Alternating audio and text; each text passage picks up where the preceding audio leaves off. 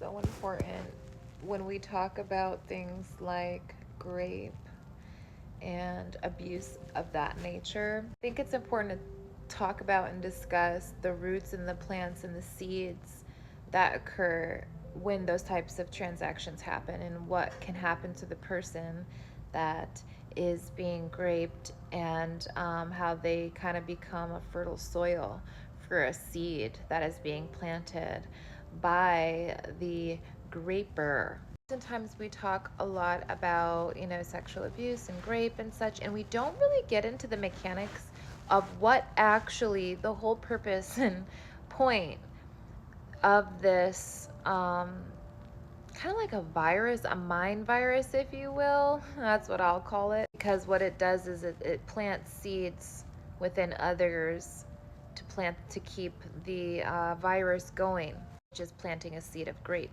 This is why it's very important for those of us that have gone through situations of being raped or sexually abused to go through the healing that we need to, in order to make sure that we're not harnessing space for those infestation seeds to harbor within us. This means if someone gets graped, they have a strong potential to become a grapist themselves if they do not do the proper healing, if they do not understand the seed that was planted within them at whatever point it was planted in them.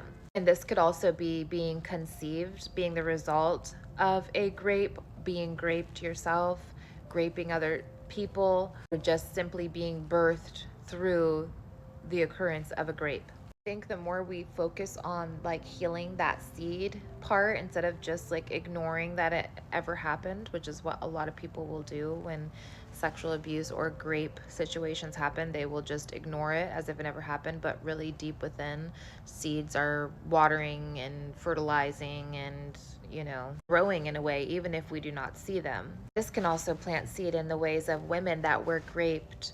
They may only grow to feel affection through graping relationships. This is something strongly with me that I've had to work at healing a lot of my life. I'm also a Scorpio, so it gets really taboo and really interesting. For example, I really enjoy the spectrum of soft and hard play. Even can get to like a BDSM level. It's my job to know what is too far and what is not, what's healing, what is not. That's something I'm still working on, as it's been a very foggy, unclarified space. There's not much in the world that provides resources for these types of things at large anyways, or that goes into like a deep psychological level of why we want the things we do, where these things come from, how these things can be healing, to engage with, in safe spaces with safe people that are able to hold the space that we need. I know for me, it's always having to, retract and check myself and my desires and where they're coming from. Like, is this desire coming from a wounded place? Is this desire of wanting to like submit or to surrender or to be dominated? Is this coming from a negative or unhealthy space of trauma that I am feeding? Is there a leak of woundage that I'm still feeding, Or is this the way that I'm like in some way, shape, or form healing this because it's actually a healthier form of the trauma. It's actually kind of like reversing it in a way. This is where I think bondage and BTSM and play like this can be healing. Not all the time is it though. A lot of the time it can be. There's very blurry lines when it comes to this stuff and what is healthy, what is not healthy. I do believe it is these types of conversations and talking more deeply about these things that is going to unravel these things a lot more, and help people understand the whole different strokes for different folks thing. Like, why do I like hard? Why do I like soft? Why do I like to dominate? Why do I like to be dominated? All of those things can be, I believe all of our sexual desires, everything that lies in our sexual energy, because that's our creative energy, right? I believe that everything that lies in that energy is either it's revealing trauma, it's revealing wounds, it's revealing spaces in our psyche that are broken. It's revealing, inner child wounds. This can all be put in through the desire of what we desire sexually. That's always going to determine, the state of our spiritual health in a way, but also our creative energy and our life force energy, and where we get our life force and where we get our creative energy. The more we're able to cleanse, restore, and purify our life force energy and what's giving us life force and what is, taking life force from others, or what is giving others life force, and the seeds that we're planting with our creativity and our sex, how can we heal these wounds that have been kind of, weaved into time here onto earth? How can we reverse these tragic happenings and kind of make them more wholesome and more understood, and weaving the misunderstanding through healthy healing and understanding? I feel like if people more so understood that the purpose of grape is really like planting a seed, and it's our job to like pluck that seed, or like understand what that seed did or where that seed planted. That's going to be a large part of reversing grape tragedy, and the aftermath of what can happen from one single like instance of grape, which so much can blossom and bloom and be birthed from that is not the best.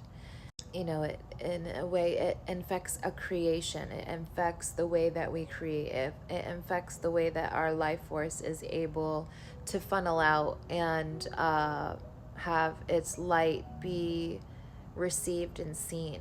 Yeah, at this point, I'm just rambling, but I just want to start bringing in these deeper taboo topics, because I think it's going to really help our world evolve more when we're, when we're understanding things from a deeper lens versus just the surface lens and what we think something is, which usually most of the time what we think is true is either not true or most certainly not the whole story.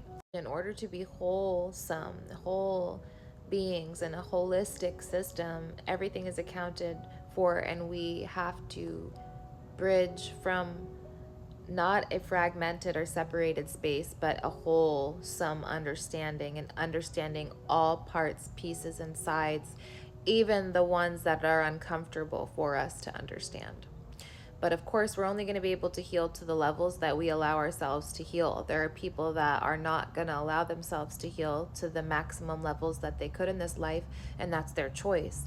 Then you're going to have people that are never not going to heal, and they're always going to do the most that they can to reclaim their life force, or to sharpen up their life force, or to restore or resurrect their life force. Those people are just always going to go for that no matter what. They just have that holy water type of vibe, where whatever comes to destroy them is just going to be used as fuel for them to become an even greater, higher, better version of themselves. And I think a lot of people that come from grape stories, grape conceptions, or that have had anything to do with these types of things, I think these are some of the strongest people that are equipped to handle some of the most tasking things in this life, and heaviest, darkest things that this life could ever bring you. If you came out on a side that is lighter and greater, that's just, first part of the work. The other part is just like sharing your story and showing how great you came out from whatever that tragedy was. Like, okay, yeah, that's the tragedy that I came from, or that's the tragedy that happened to me, but look what I made from that. Because that, at the truth of it, is the truth of who you are. What you do with your life, what you make of it, not what other people have done to you, but what you choose to do with it.